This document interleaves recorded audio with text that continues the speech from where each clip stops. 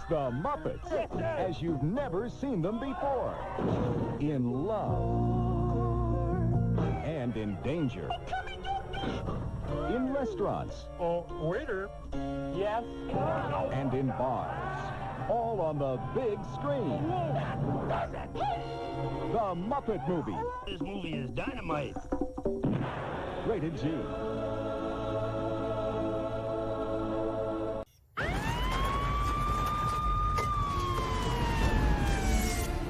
The blackest eyes, the devil's eyes. You will suffer an eternity for this.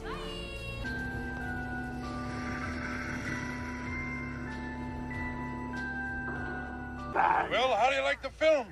I've seen detergents that leave a better film than this. Oh! I don't know, Kevin. Have you seen better films than this, though? Just my deodorant. Well, welcome one, welcome all. Welcome back to 0 Point Reviews on a special Friday night screening. We got a special guest joining us, Matt McGinnis. Thank you for joining us as we discuss the original Muppet movie from 1979 from the Henson family. How you doing and what you up to, buddy? Man. Well, thank you for having me. First off, I was thrilled when I got invited to this because I love the Muppets and I love this movie. This is probably in my top 10 favorite movies. So yeah, I'm really excited to talk about it. And I've been good. I've been sort of working on a lot of like personal projects I haven't really had a chance to like devote my attention to for a while. And I'm just kind of, living the dream, as they say. Well, thank you for joining us. And since you're our guest, we're going to ask you first, what is your first memory of this? And what made this one of your top movies for you? It's kind of funny. I was trying to think about this earlier. I don't remember my first memory of this. The thing I remember about growing up with this movie was like I never owned it. I never had the tape. I didn't get the DVD until like the Jason Segel movie came out. My relationship with this movie was it was one of two movies I always rented from Blockbuster if I did not know what else to rent. The second movie being Ghostbusters. This was always just like, I don't know. There's nothing really out I want to see. Muppet Movie's pretty funny. I guess I'll get that again. And I just like, grew up watching it. And then at a later point in my life, I kind of started to kind of look at it from a more personal lens. Like when everything with the new seasons of MST were just getting started, I was kind of like, looking at it in that perspective, like, oh my God, yeah, we are kind of getting this weird group of nerds together to like put on a show. And that's basically what the Muppet Movie is about. And so it's always been kind of personal in that way. But yeah, it's just such a good movie. Like, it's just so fun. And like the jokes are so stupid. And I love that. I love stupid jokes. So it's great. We all love our stupid jokes, whether it's Married with Children, the Muppets, Fraggle Rock, or anything in between. Kevin, what about you? What's your first memory of this bad boy? So that's kind of funny. I didn't see this until I was maybe 39 or 40. What? You're fired. Get out of here. Matt, you're the new host. Aren't you only 41?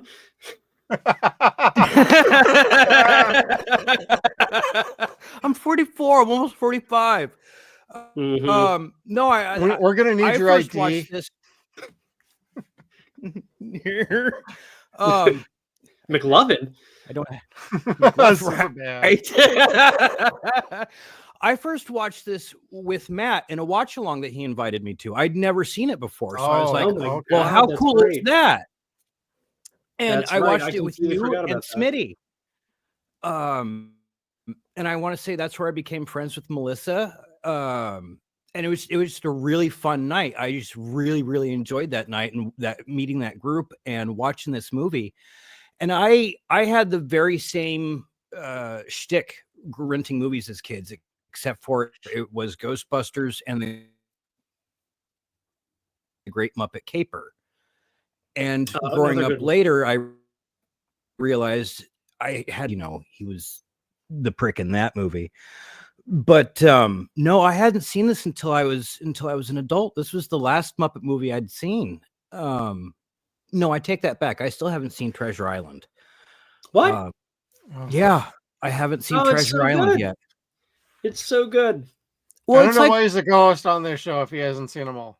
Oh man, it's just like the MST episodes. I haven't seen them all yet. Well, what do I do when I do finally watch the last that? Actually one? surprises me more than you not seeing Muppet Treasure Island.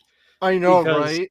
Yeah, nope. Like I would have figured that you would have seen like every episode, like the Thanksgiving version of Night of the Blood Beast, like all the like the deep cuts, Assignment Venezuela. Like I could have sworn you would have been like that guy. I have those. Yes, I have them. Legally and illegally. But I didn't hear that.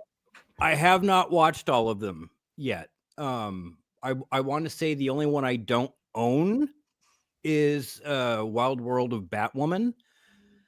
I got that back here on my DVD. I watched that like 3 weeks ago, buddy.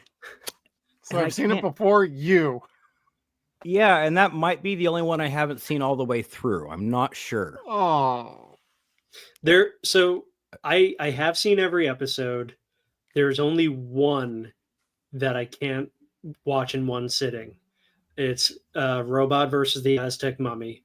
Really? The movie itself is just so boring to me. Like it really is. I can watch Red Zone Cuba in one go. Yeah. But Robot versus the Aztec Mummy, like 20 minutes in, I'm like, do I have dishes to do? I should probably do that. What about Lost Continent, where there's nothing but climbing and stairs and climbing? Even that's still more interesting to me. Like, I don't know what it is about that particular movie. I just, I don't like it. That's fair. See, I'm the guy that everyone's like, Hamlet's the worst one. I'm like, oh my God, the strumpet jokes all the way through that kill me. Like I'm dying, crying throughout the entire time. I like Hamlet. I think that's a Hamlet's. Good one. Yeah, whenever his mom's walking down the aisle and you hear server going, strumpet, horse, like they had some terrible name for her every time she'd walk past a crowd. I'm sitting there dying laughing. It's like, why aren't people laughing at this? This is hysterical. They did a really good job. Yeah, I do like that one. Maybe because it's Shakespeare. I don't know. MST3K talk. That's how we all found each other, so to speak. That's how I found Kevin, unfortunately, and now I can't get rid of him. It's like an STD without a proper antibiotic. So yeah, an STD3K. Yep, there you go. Thanks, Matt. Appreciate that. STD. These are all night. Thank you. What Carlin referred to as the happies. Well, speaking of the happies, I don't remember much of this movie. I know I've seen this as a kid because watching this with my wife the other night, a lot of the songs, once they got started, it clicked with me, like Moving Right Along, of course, and like several others. I'm like, oh, I actually remember that, but it's been so long for me. I don't think I've seen this since I was like in my young ages, and I don't even remember. And this is my first time watching it probably since then. Not that I don't like Muppets, not that I don't like anything with Henson, because I love Farscape. I love a bunch of the movies. This just seems to be the one that's on the back burner for me for whatever reason as far as memory goes, but I had a fun time watching it. So I don't know, guys. Let's get into the good, the bad, and let's judge this movie. Kevin, let's hit the good. I dig it. That picture. I love that. Wagga, wagga, wagga, wagga. So, I mean, my initial good with this was, again, this was the first time you saw their feet. This was like an iconic thing. Well, not their feet. You would see Kermit's feet in the Muppet Show when he would have a segue where he was talking to the guest. They would show him sitting down and he'd have his feet up, but you never saw them walking like this. You never saw Fozzie on the stage walking and dancing and stuff. So this was a really huge spectacle at the time. Yeah. So that's why I chose that picture. I love it. I love, this is not a fetish, but I love Muppet legs because you never see them. And when you finally do see them, it's so weird because you're like, that thing has a full body. Like, that's not supposed to be there.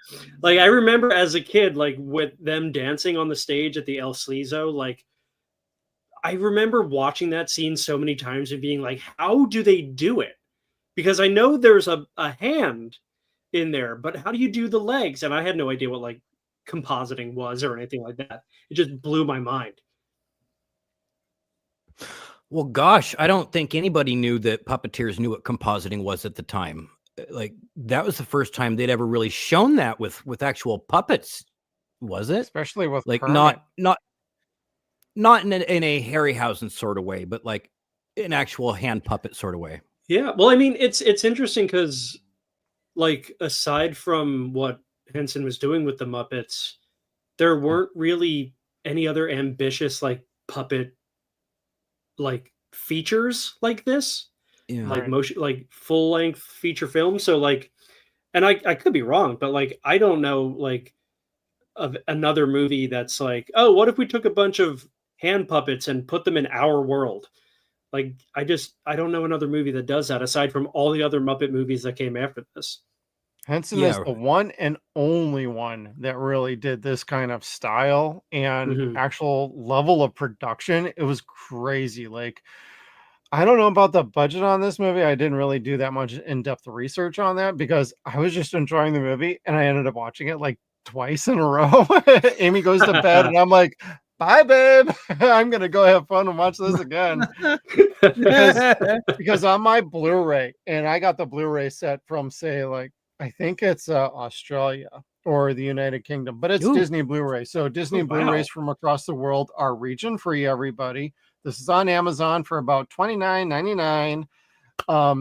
I watched it. If you hit pause, it gives you 7 seconds or 10 seconds to go to an intermission, and then it just starts hitting the song and for moving along or whatever it is. And yeah, I didn't realize that until tonight. Yeah, like I paused the movie to like go into the kitchen and I hear like a song playing. I'm like, oh shoot! Like it started like, you know, like I thought. And I go and it's just like pause this button. Yeah, and it's just like the psychedelic imagery and like the lyrics are coming up. I'm like, oh my god, I don't even have to watch the movie. Like I could just watch the intermission. Well, yeah, I prepared this like because we watched this like a week ago on Saturday, and we do movie nights in our house. And so we did dinner, we did movie popcorn, we did pizza, beers, had this playing. And in between and before, I would have like the menu playing and it would start the music there too. And then pausing like every time we'd have to, oh, hey, a cat's puking. Oh, hey, let's go get another beer. Oh, hey, let's get more pizza. Hey, oh, hey, it's dessert time. Grab the movie candy from behind the popcorn machine back here. It was like every time you have literally like seconds to be like, oh shoot, we got to get back to the movie or it's going to keep playing that song. It was super funny, but I really appreciated like the Blu-ray, but it just circling back, like the puppetry on this is just so tight and awesome. And no other companies were doing this. And Henson definitely stood heads and tails above everybody else and showed, hey, if you apply it and you put the work and the effort in, you don't need a huge budget. You do need a budget in order to provide a sufficient and fun and entertaining Muppet movie. And this movie made money. So yeah, I mean, one thing that I love about this movie, just like from the like puppetry standpoint, is like when it comes to like television puppetry, you know, it was always like just like puppets from the waist up. Or sometimes you'd have like, even in the older kids shows, like they would still have a puppet stage with like a guy behind it, like doing puppets. And this is like the first time where like, it's really like, we don't have a puppet stage. We're, you know, not on TV. We're going to put these characters into a real life human setting and just see what happens. And I think that was such a smart thing to do too, because like the Muppet Show was very, I don't know what you'd call it. The Muppet Show just like, it had its own little world. Yes. And then this movie was just like, that world doesn't exist anymore. This is its own world for this movie. This almost plays like a prequel to like the show. Like, yeah, hey, Kermit, I want the rich and famous contract in front of Orson freaking Welles, and he's like, all right, order up the rich and famous contract for these guys. And it's like, I wish it was that you didn't easy. even audition. You didn't do anything. You just showed up and you're a talking frog. All right, boom, money, print, let's go. I don't know if you guys have seen it. I think it's on YouTube. There is an interview from when Orson Welles had like a talk show in like the late 70s, early 80s, whenever, and he had Jim Henson and Frank Oz on the show, and he is praising them so like suffusely that you can see how visibly uncomfortable Jim Henson and Frank Oz are. You're like, what is going on? Like the whole time he's just talking about like the Muppets are the greatest characters ever created for the screen, and like he's just going on and on and on, and they're just like, yeah, like, thank you. See, Jeff, I told you. Even Orson Welles said so. Whatever. Good Lord. Whenever people ask what my favorite TV show is, of course, I'm obligated to say MST3K. It is. My favorite TV show is also The Muppet Show. Like, that's what I grew up watching. It's always been The Muppet Show. So I say I have 3 now. Muppet Show, Night Court, and MST3K. That's what I grew up watching. It's a pretty solid trilogy. Holy Trinity is what I call that. There you go. For me, I just swap out Night Court with Married with Children because my aunt got me on that and made my mom mad for years. But I love like the Muppet Show is totally tight. And then seeing this movie, like I'm pretty sure as a kid, I enjoyed the hell out of this. I never had it on VHS or DVD. And I only just got this on Blu-ray even recently. So can't really talk about like I'm waiting for this to get a 4K release. I think this would look great in 4K. I think so too. But I know Disney's kind of weird with physical media right now, so I'm not holding my breath for it. But man, that would be great.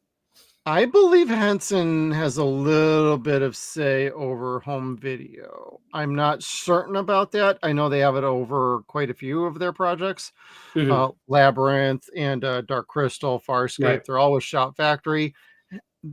The Muppet Show, I believe, is with Disney. The Muppet Movies, I think there's some sort of race going on that I don't know about.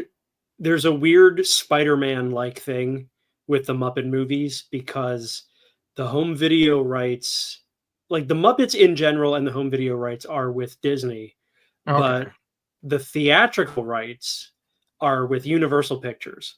So anytime there's anytime there's a Fathom event with a Muppet movie, Disney's not doing it. I'm sure they get like a fee or something, but whatever. Probably.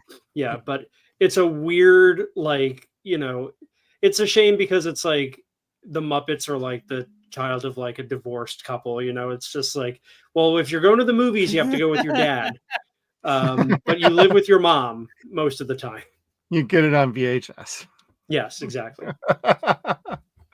Sit in front of the TV, Kevin. We got a VHS for you. Or a beta. Nobody remembers. Go with Bob or go with, Bob's not my real dad. Anyway. He never will be. No. Disney's never known what to do with them. They stink in a lot of ways. They've allowed the Henson Company to do some really neat things. But I think they've also held them back doing a lot of things too. Yeah, well, like being able to do more with the. This is an interesting thing. So I was reading about this because all the Henson products are kind of broken up. Like Henson, the family, like the Henson Company, still owns like Fraggle Rock and Labyrinth and all that. Sesame Street is owned by Sesame Workshop, and the Muppets are owned by Disney. And really, the Jim Henson Company has not been involved with the Muppets since I want to say Muppets from Space.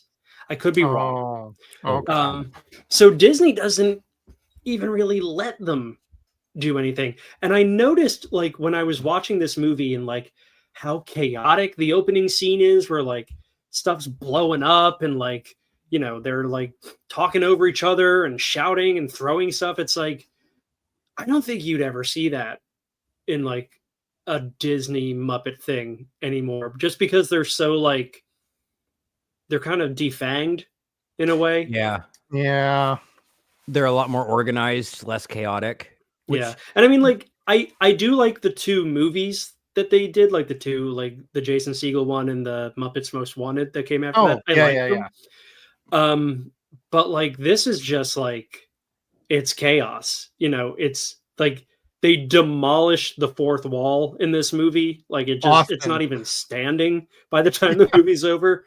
Oh yeah. Like they just like looked at everything you can do with a movie and were like, okay, throw that out. We're gonna do whatever we want.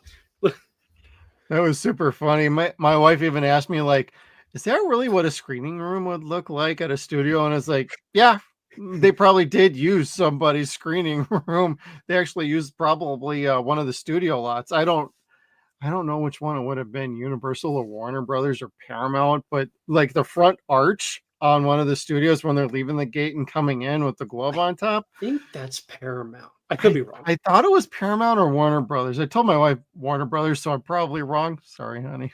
But I'm like, no, they used a legit screening room and probably a lot, and they probably were told, just have fun, just clean it up when you're done.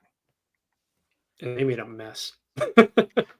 And as I'm looking it up, it was an $8 million budget, and it made $65.2 million at the box office.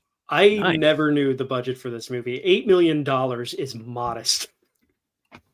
For 79, that's adjusting for inflation, that's probably pretty okay. Yeah. For a puppet film, like. And that's a loose estimation on the budget. That's from the Muppet Show fan club newsletter. So, as a footnote. Okay. I just think it's an amazing thing because, like, you have to build your entire cast. Like yeah, there's the human guest stars, but like you have to make all these different Kermits and Fozzies and stuff, and I can't imagine how expensive it is to make a Muppet. But I mean, let alone multiple. Yeah, really. But you know, the puppet makers that Jim Henson hired were always like fantastic. So I guess they probably knew like a good way to get it done, like in an affordable way. I guess. And they have a shelf life. They have a shelf life too, don't they? Like the material. Yeah, I mean, depending on the material. Like if you look at like the dinosaurs from Dinosaurs, they are like decaying, but that's because they're like a latex? Like it's like a foam rubber, foam latex kind of thing. Yeah. The Muppets, certain Muppets like Kermit, are like a really high grade fleece. Which I believe is like a military grade fleece. Oh, wow. But then when you have a character like Piggy, who I believe is like some sort of like sculpted foam with the fleece over it, like she'll deteriorate over time. So it really depends on the way the character is constructed. Okay.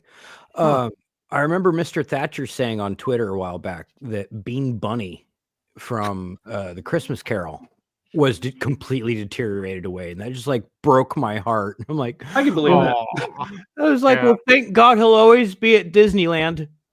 Fudge. Well, we can see him every Christmas. See, and I got like my little stuffed plushy sort of thing from Special Unit 2. It wasn't really a Muppet, but it was like one of those little kind of like Death to Smoochie kind of style like looking things, and I'm like, God, I hope that never goes away. This is probably gonna go in my casket with me when I croak, because I got gifted that from somebody from the show. So I'm like, no, there's only like 7 out there. So I don't remember who tweeted it, but like a while ago, back when Twitter was like good, somebody tweeted something like, when I die, don't put me in the coffin, put like a Muppet version of myself. Oh, I love that. I really wish I had that idea, because what a great idea. Like some Andy Kaufman kind of stuff. That reminds me of my wife. We had a discussion about like, so when one of us is dying, what are we going to say to each other as one of the last words? And we just go to this Portlandia episode, and it's like, I think you need to take it down a notch. You're being a real bitch right now.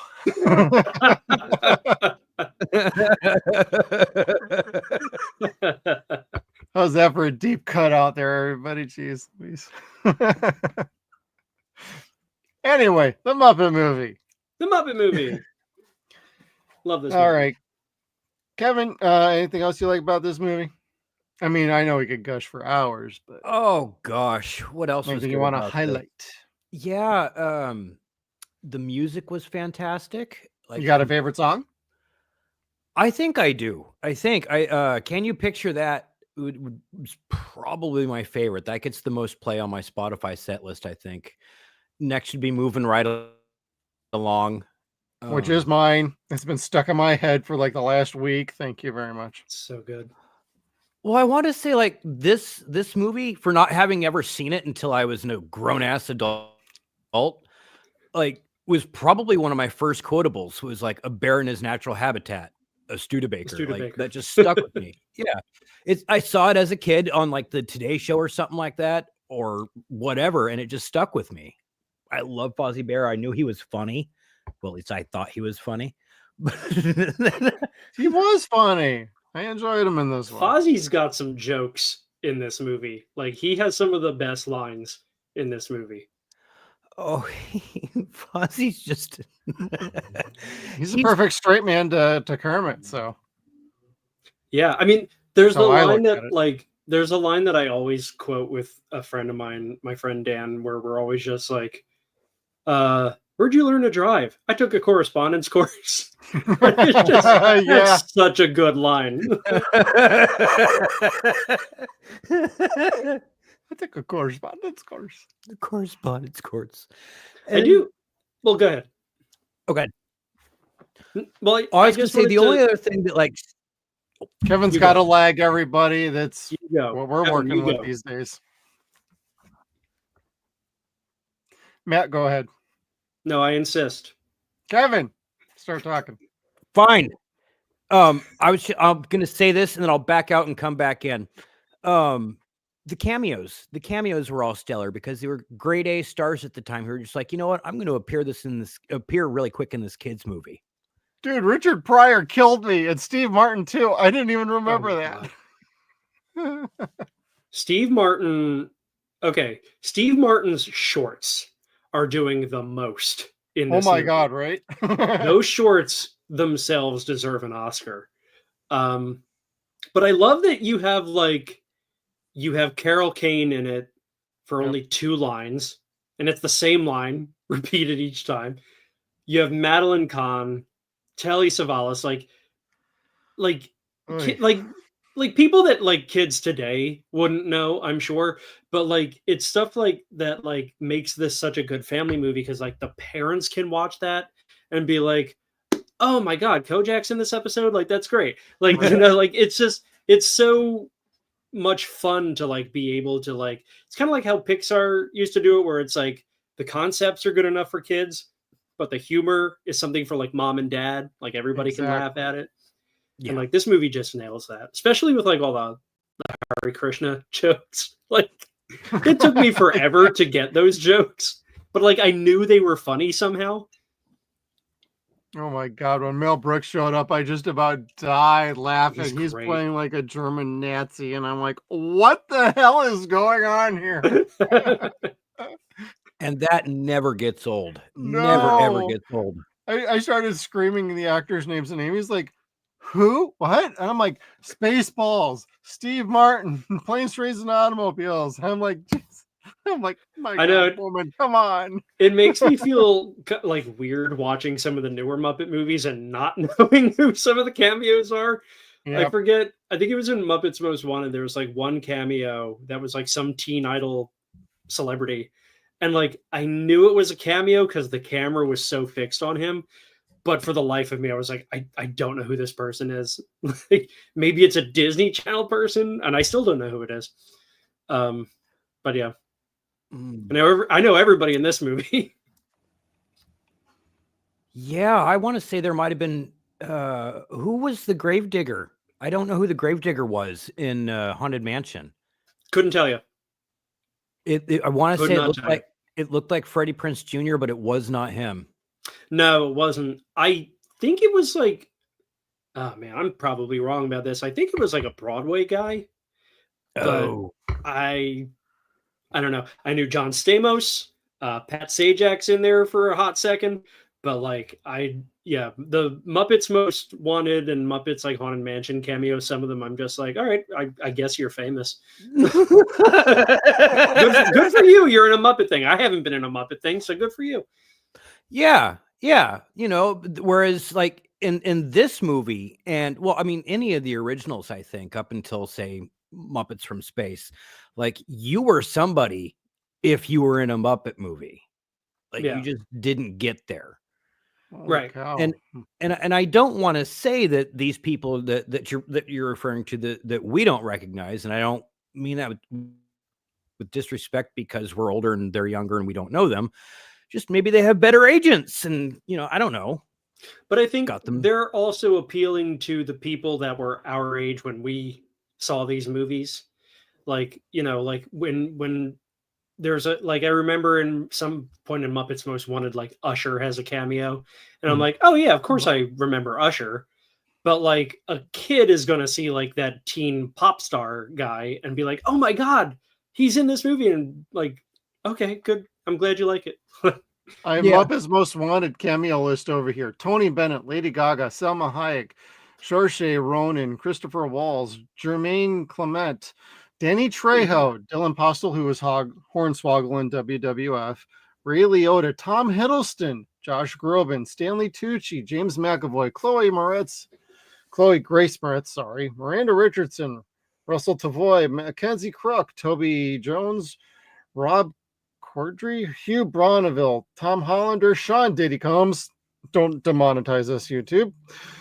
Celine Dion, Zach Galifianakis, and Frank Langella, Ross Lynch, Till Schweiger, and Usher. And then later on, restored scenes of Bridget Mendelier, Debbie Ryan, Dexter Fletcher, Peter Seranovich from The Tick, everybody, from our Amazon Prime show, Jake Short, Tyrell Jackson Williams. And I only know about probably a third of those. They know the Muppets, so good for them. Yes, I guess. Yeah. I'm waiting though for like I've got Muppets Most Wanted on Blu-ray, so like the Diddy cameo is like it's always there. I'm waiting for that shot to get edited out on Disney Plus. If it hasn't already happened yet. You know what? I might check after this. I'm really curious. Well, I don't think I've seen this one. It's got Ricky Gervais and Tina Fey in it, so I'm like, I think it's really good. It feels like a classic. This is the one I think I missed. Yeah, it feels like a classic Muppet movie to me, and it doesn't do what the Jason Segel movie does, which is like, oh, don't you love these characters? Don't you get like all happy and like when you see them, don't you cry at Rainbow Connection? And it's like Muppets Most Wanted is just like, all right, we got that out of our system. We're just going to be stupid again. And that's what I want from a Muppet movie. I don't want to see Kermit sad walking through his Hollywood mansion singing about the good old days. Right. I still really like again, as much as people don't like it, I love the intro to Muppets in Space. It starts out with Earth, Wind, and Fire. Oh, that's a good one. Yeah. Yeah. I love that intro. That's the one I remember the most. In that, like the Muppets were always funky and jazzy and bluesy, like so that felt so normal. Like you were going to the Happiness Hotel or listening to the Electric Mayhem. It fit. Yeah, and I will say, like, in terms of the music in this movie, like, I don't know what it is. Like Paul Williams just like nailed it. Like Paul Williams himself already is a Muppet, so like he, he kind of cheated. But like every song, like I don't think there's a song in this movie I don't know all the words to. I just think they're all incredible.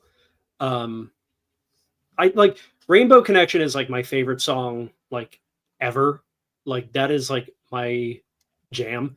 But like, Can You Picture That has been on my workout playlist for I don't know how many years now. So it's just like, and Moving Right Along has my favorite, what I personally believe is the greatest joke ever written, which is keep left at the fork in the road.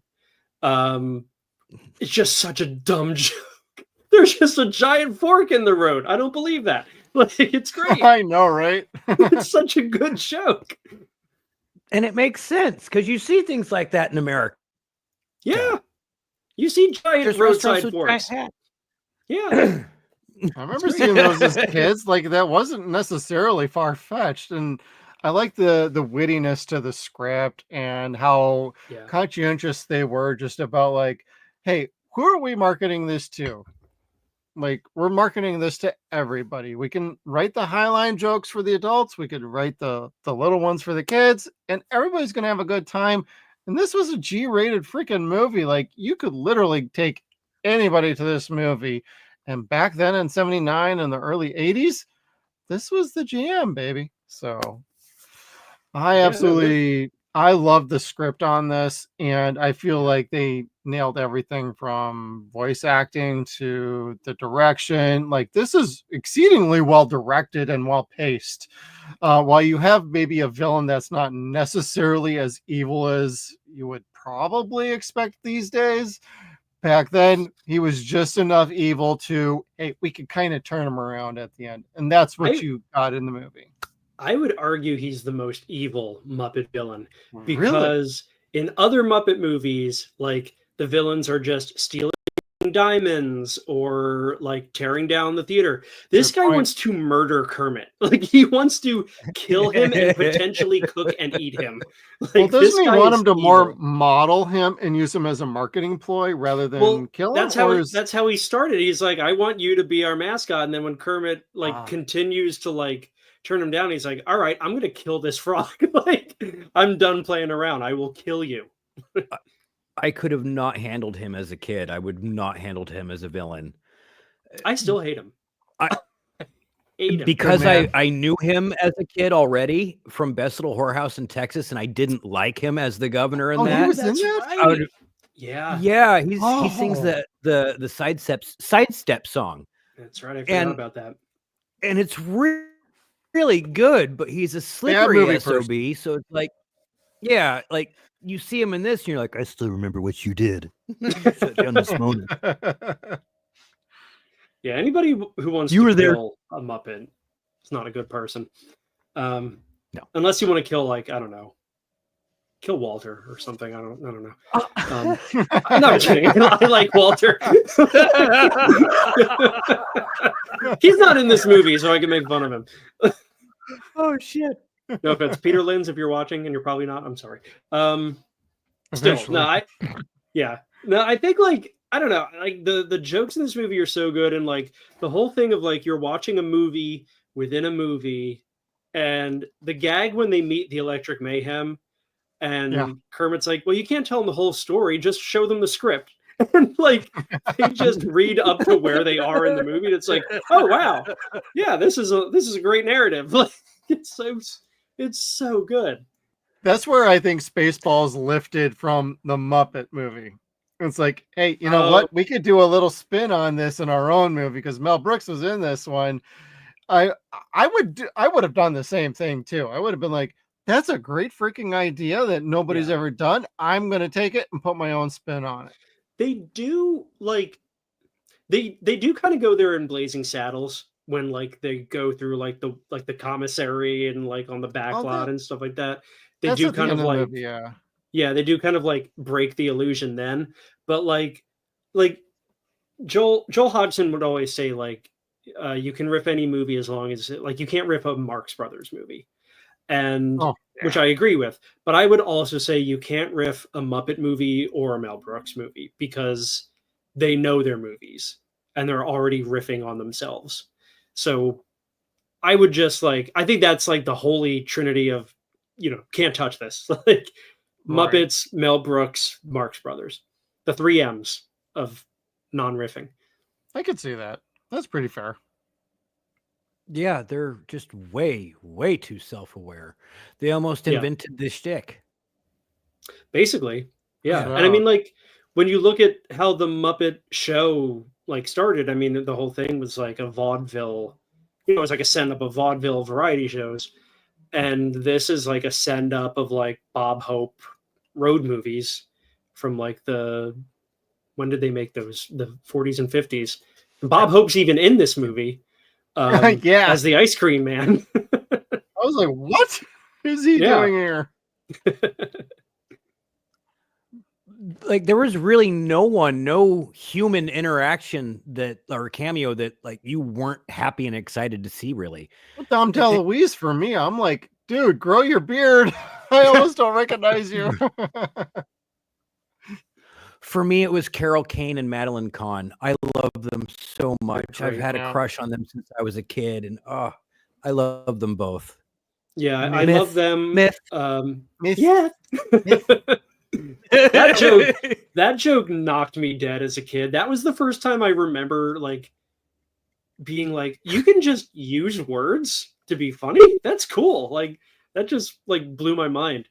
Cloris Leachman as well in this movie, like with the whole being allergic to animal hair and stuff like that, always makes me laugh. What was the one cameo I was just thinking of? I always forget. Oh, I always forget that Elliot Gould is in this movie. Like he's like the guy that announces Miss Piggy is the beauty pageant that was winner. him? I always forget it's him. Oh my God. And then when I see him, I'm like, it's Elliot Gould. What do you know? Trapper. He's so freaking young. I almost just don't recognize him. Yeah, it's crazy. God, who else was in here? Milton Berle. Milton Berle, used car salesman.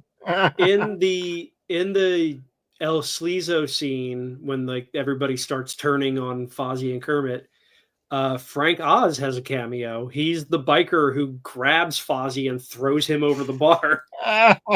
And he is dressed almost identically like the character he played in Emmett Otter's Jug Band Christmas. Oh my God. The River Bottom band leader. Oh. Like he's got the same hat and sunglasses. It's hysterical. I don't know if they planned that, but my God, it's like, yeah, it's great. So funny. Oh my God. I need to go back and watch that again. I did not even recognize that. I will. It's easy to miss him. Yeah, it's easy to miss him because like his face is covered. I think he's got like a handlebar mustache. But yeah, I can see it. Yeah. He's getting revenge on himself in that scene. Oh my God. I'm sick of this puppet. Just don't call him a sock, Kevin. Don't call it a sock. we just did Happy Time Murders the other night, so it's like I'm trying to keep you're on a real puppet kick. Yeah. Oh my God. That's my entire life. That and Muppet Christmas Carol, which was awesome, by the way. That's probably one of my absolute favorite Muppet movies. Yeah, that's a top 5 for me. I mean, like that is the best Christmas Carol like adaptation too. I would agree.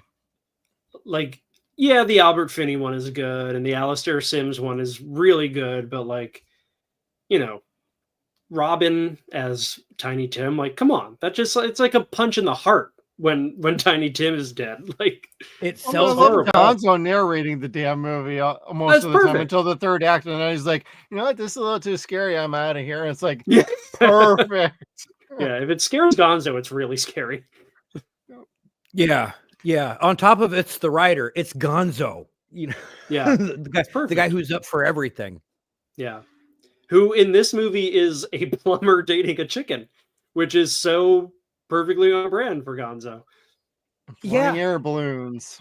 Yeah, like you kind of have to stop and go, did he just apologize to Camilla for hitting on somebody else? Oh, he did. Like, okay. Yeah, Gonzo. There are some jokes that fly over kids' heads on purpose. Yeah. It's probably a good thing. Yeah. But also, like, I think Gonzo has like the second most beautiful song in this movie. Like, Rainbow Connection is beautiful and it's a great way to start the movie. But like when Gonzo is singing, I'm going to go back there someday in the desert, like it is just gorgeous. Like I don't even know how to explain it other than it's just beautiful. It's such a good song.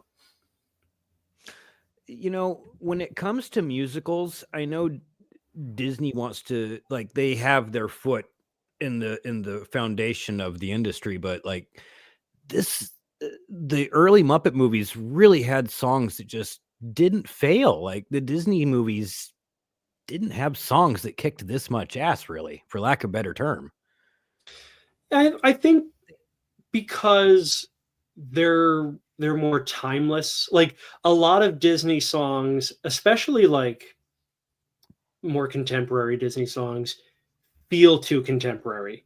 Like I can listen to a song from Tangled and be like, I know that came out in 2008 because it sounds like it came out in 2008. If I hear a Muppet song, I'm like, that could have been yesterday. You know, that could have been the 70s, the 80s. That could have been the 40s. Like, I really think they went for, I think they did the right thing in just writing for whenever. And because especially like home video wasn't really a thing at that point. Right. So they didn't know that this movie was going to be on Blu-ray 50 years after the fact. So the fact that the songs do hold up is you know, really amazing. Oh, and they're relatively uncut and unedited. I think I remembered seeing when I was researching, like there was some like early videotapes or something where they were slightly edited, either here in America or the UK. I honestly don't remember, but up until like DVD, that's when they started putting out like full unedited, like, hey, we're not messing with these movies anymore. Shock. Everybody should still do their research on your favorite movies. Here's a PSA from Jeff over at Suns and Shadows. Do your research. Movies like, say, Executive Decision, the last time it was left untouched was DVD. It's been cut on Blu-ray and 4K ever since. Kurt Russell, Executive Decision. As opposed to, say, like the Muppet Movie, which has always been cut up until DVD and V8 and Blu-ray. So right. And there's even some stuff on the soundtrack that I don't know if it ever was like filmed or anything, but like there's a line on like what's the name of the song? I Hope That Something Better Comes Along, the song with Kermit and Rolf, where Kermit orders a grasshopper, and like that's not in the movie. Would have been hilarious if it was, though. Yeah, what? I've actually had one of those in my life, so as an adult, I would have gotten a total kick out of that. I've had one. They're good. Yeah, they are. Sugary sweet drinks, everybody. I love mint. Mint. All right, guys. I think we've been milking the good. Is there anything bad about this movie?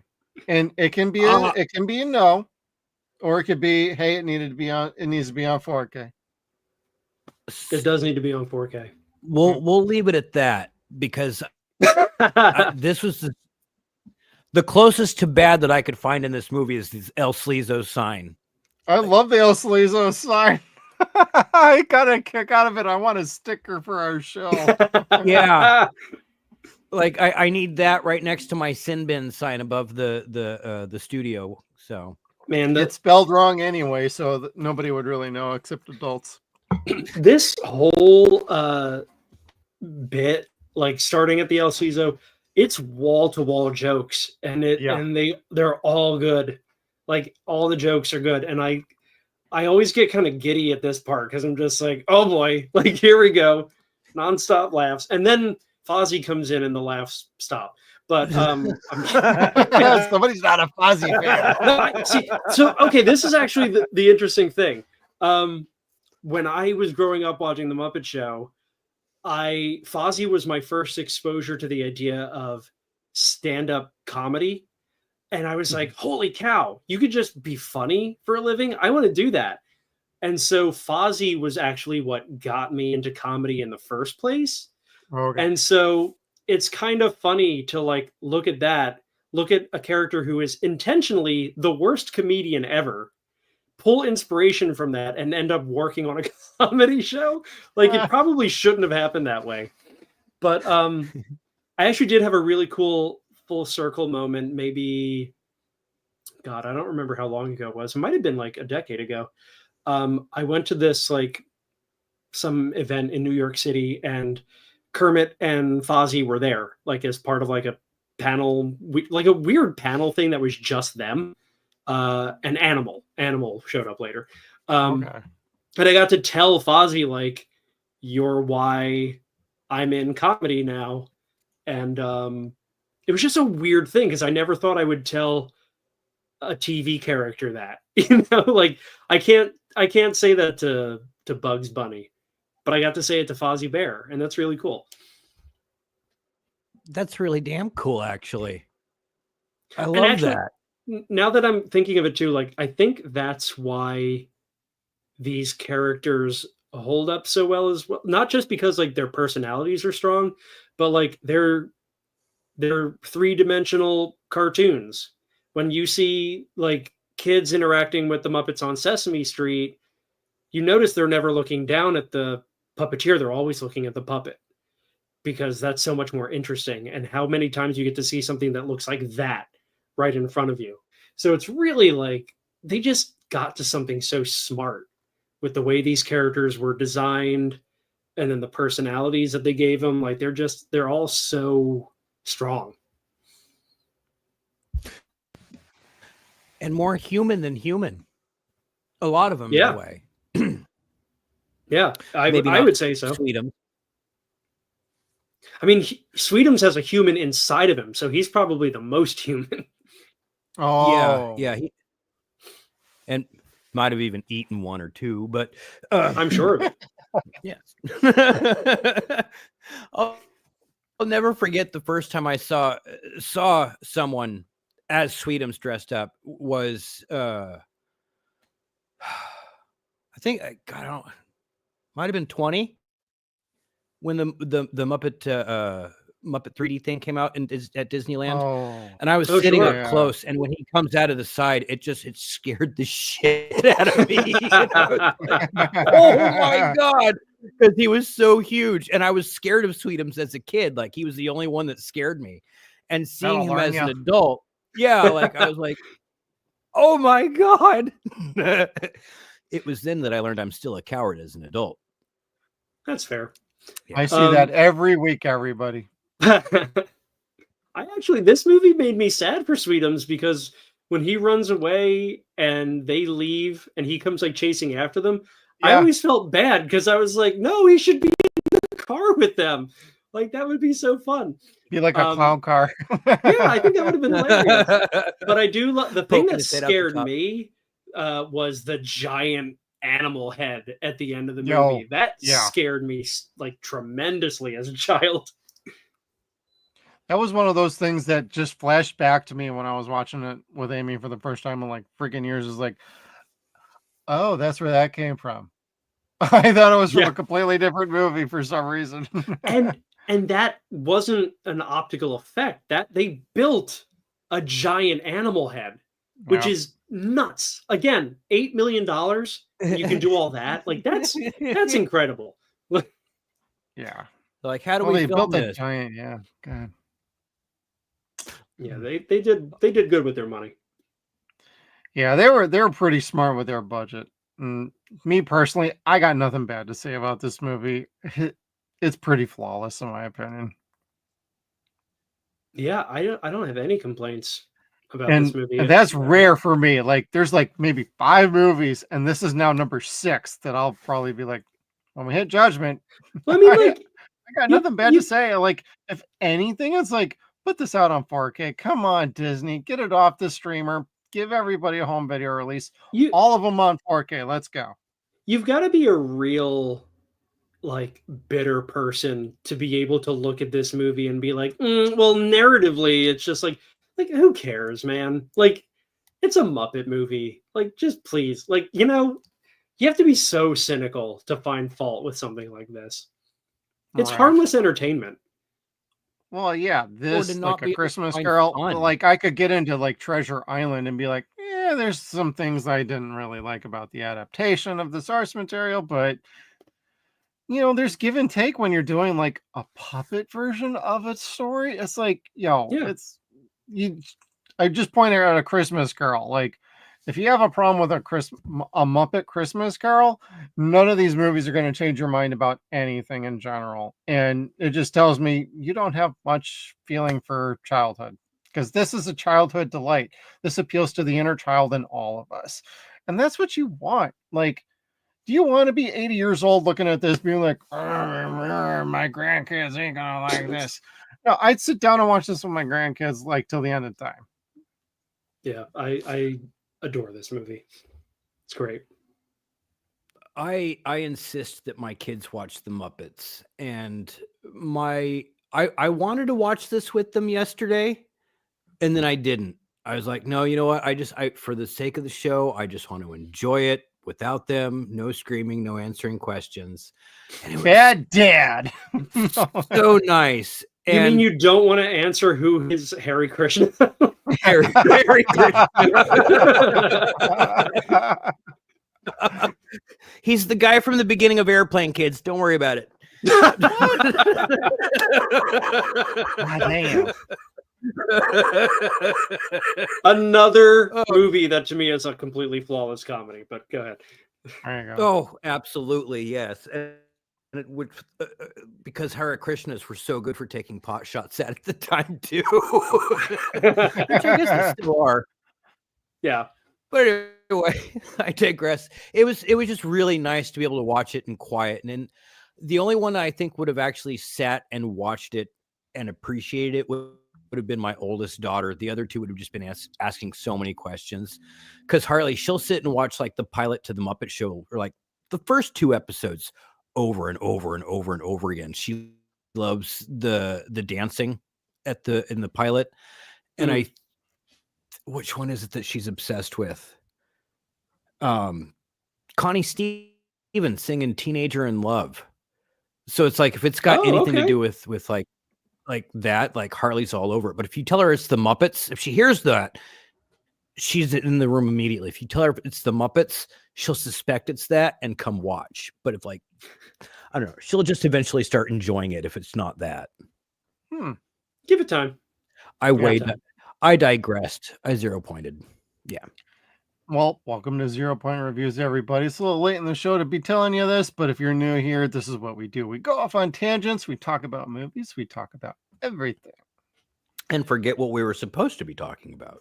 Yep. And I try and circle us back every now and then just to keep everybody in line. So wait, this is a show? Yeah. We professionals over here. Okay.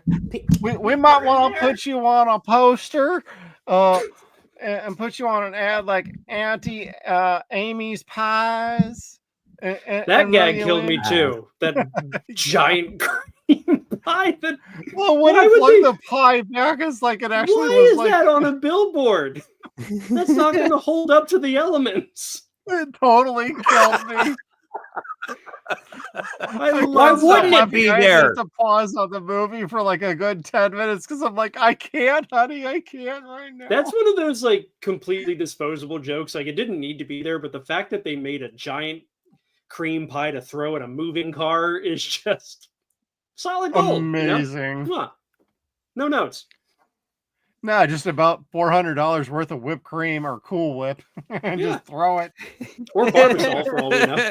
Or Barbasol, yeah. Oh, God. Oh, that would clean up on aisle. Yeah, I don't know. I think I could have just seen the actor going.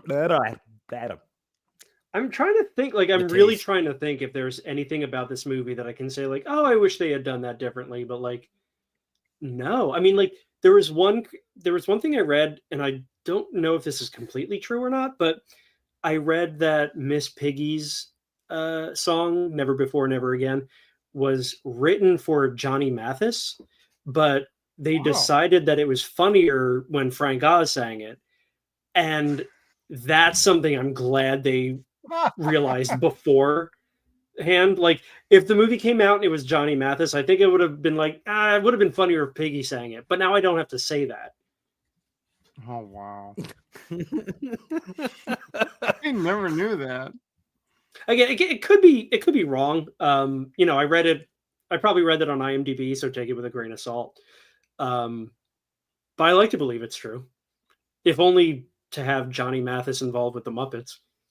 I'd buy that for $1.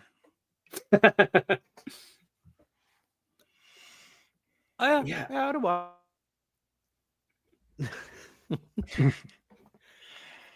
All right, Kevin, what do you say we judge this thing now, since there really isn't anything bad about this? There's not, no. So I guess we can give it the final judgment. And Matt, I got to explain. The reason why we give it the final judgment is because of the annotated MST. Lynn heckles me every time I make a typo on anything, and she didn't catch. We're still waiting. I misspelled judgment for about what, 5 months, Jeff?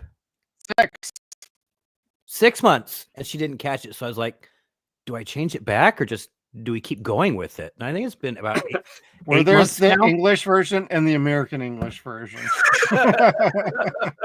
So if people look at our titles on our videos, I spell it one way, Kevin does it this way. Color or color, who knows? Like it's impossible to guess. Behavior or behavior.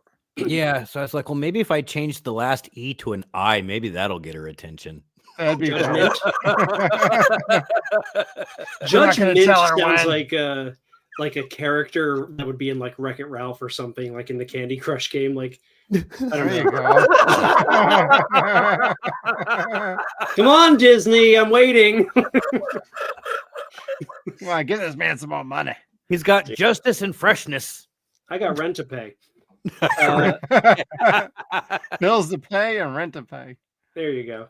So what's the final judgment? I also think this is a perfect picture. That sounds about right. What would you rate it out of 5 or a 10-point scale? I'd give it all wait, let me make sure I get the number right. I think it's 11. I would give it all 11 points of Kermit's collar.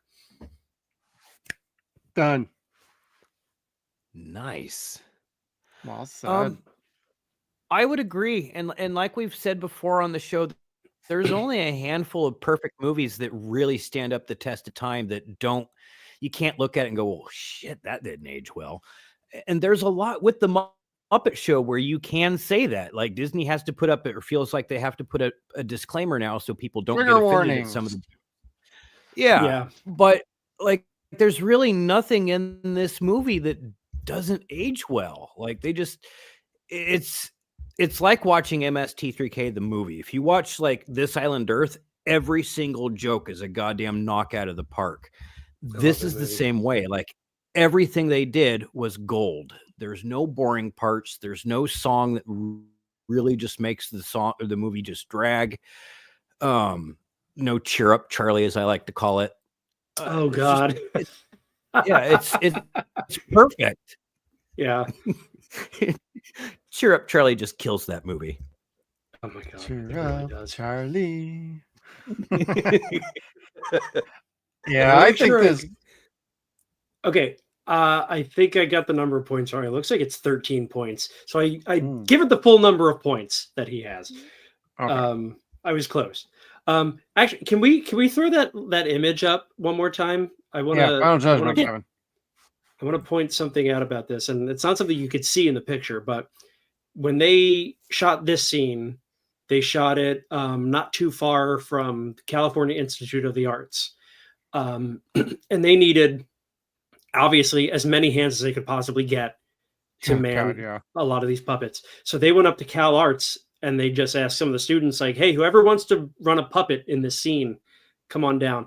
So 2 of these puppets, and I forget exactly which ones they are.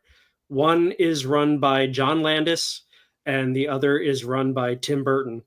And I'm sure there are other Cal Arts alumni in there, but you can actually see. I have to find it. There is a picture of like the 2 of them with their puppets, like in this pit, which was like, I think like a 6 or 7 foot deep pit that everybody had to stand in. Oh my God. Yeah. Oh, yeah. Wow. Yeah. But it's amazing. I mean, this is pretty much every character. This was a hell of a shot at the end. I'm like, oh my God, that's wild. I wonder how they did that. Yeah, it explains that then. But yeah, but I mean, like you could see like in the front, like the Emmett Otter characters are there, and and another thing with these original Muppet movies, you could have cameos by the Sesame Street characters because Henson owned all of them. So yeah, Big Bird's in this one. That was so freaking funny. That was so good. Great Muppet Caper has Oscar, and then Muppets Take Manhattan has all of them. Like they're all at like the wedding at the end. Oh, that's right. Yeah, and now you can't do that anymore because the rights are so split. Harsh. It's a shame. Thanks, Disney. Yeah, really. But I mean, again, like this shot, I think is so perfect too, because I think it sums up like not just the message of the movie, but also like kind of like Jim Henson's philosophy as well, of like anybody can be accepted into this like ragtag group. Anybody can do this. Anybody is capable. And like, you know, we just want to make a good show for everybody. We want to teach lessons of acceptance and, you know, to embrace your eccentricities and your talents and just go for it. You know, just go take your opportunity, make your opportunity. And, you know, you'll find that rainbow connection. Stop. Bravo. Kevin, hold back. Don't tell us how you really feel, like grumpy old man. I wasn't sitting here bullshit. No, that look on your face of like, man, I just got put in my place.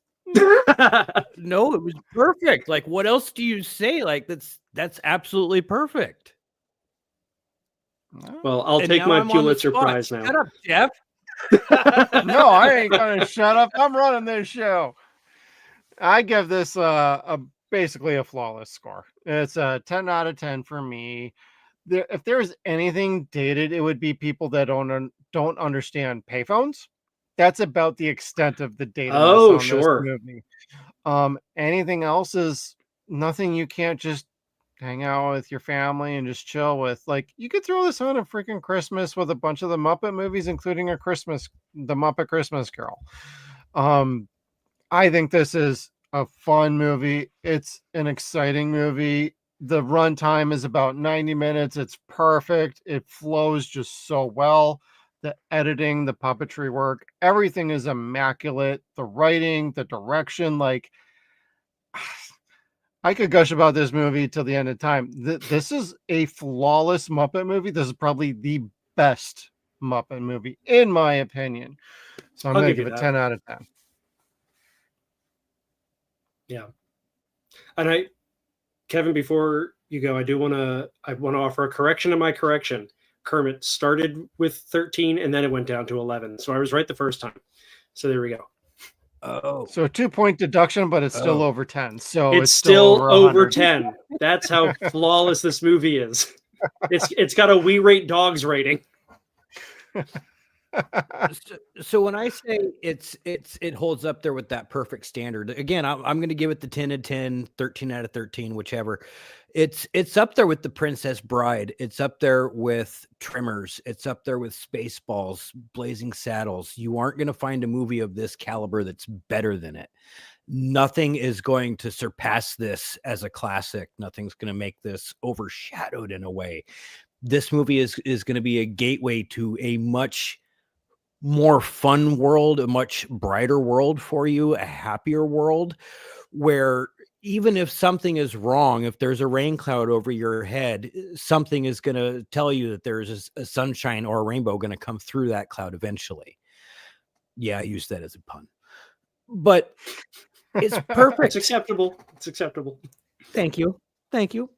It's a perfect flick for a perfect day. Like there's no wrong reason to watch a Muppet movie, the Muppet movie, any Muppet movie, but it's like just Jim Henson pictures in general. were just perfect fun. Like Matt said, he had this envision where puppets could be for everyone to be entertained. This is for you to have fun, for you to use your imagination, for you to see what I did and turn around and go do the same thing, but maybe a little bit different. Do your own thing. And he encouraged people to go out and make this craziness just like he did. And I wish that would keep going and going and going forever, because I mean, look how many more shows we've had since the Muppet Show came out, including MST, Crank Yankers, Avenue Q, Team America. There's Team America's not a puppet show, but you know what I mean. There's been a lot more acceptance of people being entertained by puppet.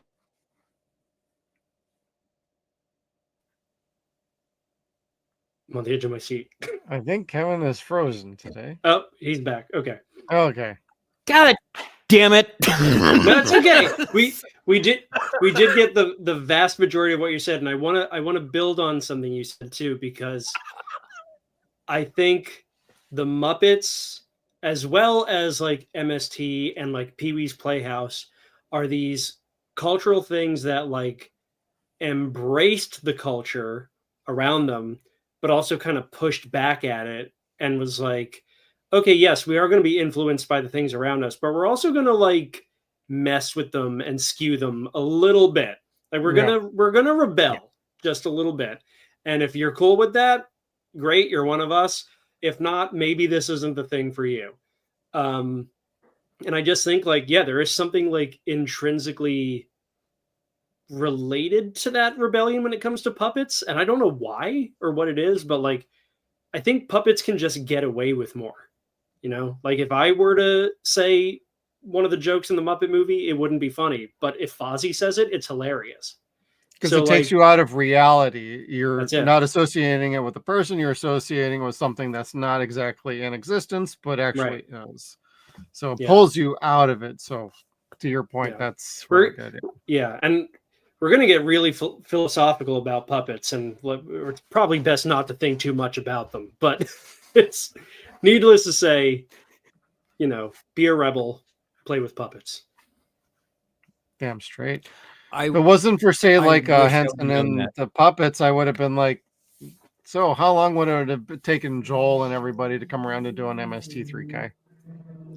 Honestly, like that's a good question, because I know Joel really likes this movie. I also know Joel really was like a big Pee-wee's Playhouse fan. Okay. But Joel was also influenced by like other puppets that were on TV at the time. Like, oh gosh, what's the one guy's name? Alf? What's that? Alf? No, not Alf. It was like something further back from like the 50s, and I'm totally gapping on the guy's name, and I feel bad about it. Might have been Bill Baird. Maybe it was Bill Baird. But just anything that was sort of like that in camera kind of, confection. I know that's something that like I know Joel kind of gravitated to, and I did as well, because it meant that thing was somewhere taking space in like our environment somewhere. Like I remember like my favorite movie is Nightmare Before Christmas, and one of the things I remember from the first time I watched it was all this stuff is real. All this stuff is like somewhere, like in our space. It's 3-dimensional. You can touch it. You can interact with it. Can't get that with cartoons or, anything like that. So I just think like there's, for lack of a better term, like a real handmade quality to this stuff that people still respond to. And it's why AI has to die. Agreed. I'll get off of my soapbox now. Hey, your soapbox is fine, bro. What is a puppet? No, I'm kidding. That would have been a very good question for Happy Time Murders, because we were questioning watching that movie anyway. Yeah. I wasn't. I like it. Of course you do. I'll tell Grant Pachoco you like it. I know they wish more people had liked it. I had a good time with it. I don't know if I wanted it in my collection or not, but I had a good time watching it. I still get yelled at for taking my wife to go see it in the theater and not allowed to watch it when the kids are awake, which I respect. Yeah. That movie, but for that me scene is that Silent Grant Night remake. I mean, hey, you wanna do a really weird double feature? Pair that with Meet the Feebles, and you definitely can't have the kids awake. Ooh. I remember that one. That's like one of the only puppet movies where like I got like maybe 15 minutes into it. I'm like, I don't want to watch this. I don't think I can take this. This is not for me. No. It's a really sick movie. I don't think I've ever finished that movie, and I've tried like many times.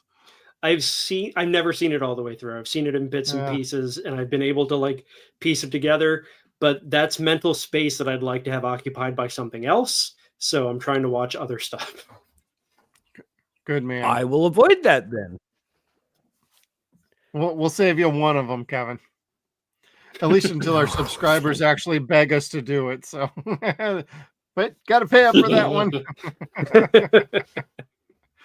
It was bad enough that you already made me watch Society. Jesus Christ. That was terrible. We never covered that one on this channel. That was a different. Not on this channel, no. Yeah. Nobody still had to watch it. No, but yeah, it's not gone away. Like the Let the something begin. Poor Kevin. I still have all the scars I found along the way. I bet you do. Anyway, yeah. Anyway, scars. Before we head on out, Matt, where can everybody find you? And if you want to clue anybody into anything you're up to, please let everybody know. Oh yeah, thank you. Guess the best place to find out what I'm doing is if you go to my website, stuffbymattmcg.com. Kind of taking a break from socials for a bit just because, it's a hellscape out there. So check out my website. I do host a live movie riffing game show called movieriffingmelee.com. No, Movie Riffing Melee. I'm tired. It's Movie Riffing Melee. You can find the event stuff for it at stuffbymattmcg.com. But yeah, it's a live movie riffing game show, and I don't have any shows in the immediate future, but I do have some things planned for the summer that I can't talk about yet. I'm very excited to announce them in the coming weeks. But yeah, hopefully we'll be working on getting that show out and about, trying to take it to other cities. So we'll see. Right on. I look forward to it. Kevin, what about you? You're not going to make me mess it up again, are you? No. You can find I messed up the name of my own show. So go ahead. I don't. No, I mess up every week. Kevin, And he makes me do it every week. No, I got it. Thank you, everybody, for tuning in. Suns and Shadows 0 Point Reviews. We talked about the good, the bad, and the judgment of the Muppet movie from 1979 from Henson. Hopefully, everybody had a good time. We know we did. Please make sure you hit the like button on the way out. And also, when you subscribe down below, please hit the little bell notification so you can stay tuned to all of our video content. And we will see you all on the next one. The flame is okie dokie. Flame is rolling. Quiet.